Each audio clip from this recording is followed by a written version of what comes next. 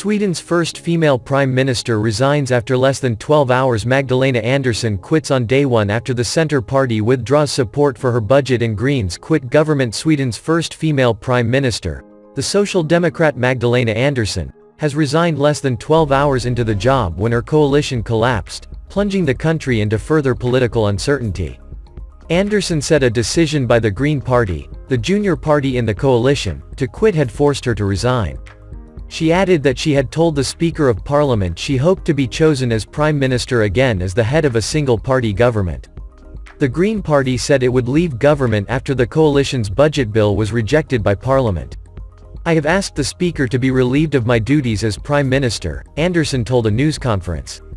"I am ready to be Prime Minister in a single-party, Social Democrat government." Andersson has built a reputation for being direct and blunt, and was recently described as a bulldozer in a profile of her by Swedish public channel SVT. Anders Lindberg, political editor at Daily Aftonbladet, which describes itself as independent social democratic, said, "People even say they are scared of her, which is kind of funny. These elite political scientists or professors of economics saying they are afraid of her. She has a little bit of an Angela Merkel way of arguing. It's not completely clear what she wants to say all the time, but she ends up winning the argument because no one else can really answer because she masters all the details," said Lindberg. Considered extremely competent during 7 years as finance minister, Andersson is known for her slogan, "Sweden can do better."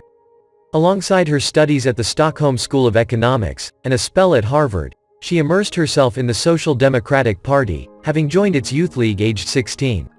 In a turbulent sequence of events on Wednesday, Andersson had earlier in the day become the first woman elected to the post of Prime Minister in Sweden after clinching a last-minute deal with the Left Party to raise pensions in exchange for its backing in Wednesday's vote. The Prime Minister is elected by Parliament. But the small Centre Party withdrew its support for Andersson's budget because of the concessions made to the left, leaving the budget with insufficient votes to pass in Parliament. Parliament then adopted an alternative budget presented by the opposition Conservative Moderates, Christian Democrats and far-right Sweden Democrats. The fatal blow came when the Greens leader, Per Bolund, said his party could not tolerate the opposition's historic budget, drafted for the first time with the far right, and quit the government. Among other things, the Greens said a planned tax cut on petrol would lead to higher emissions.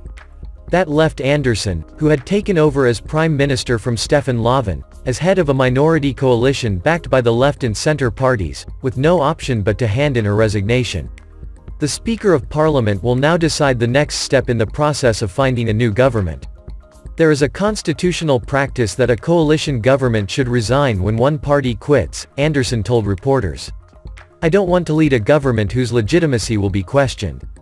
The Speaker, Andreas Norlin, said he had accepted Andersson's resignation and would contact party leaders before deciding on Thursday how to proceed.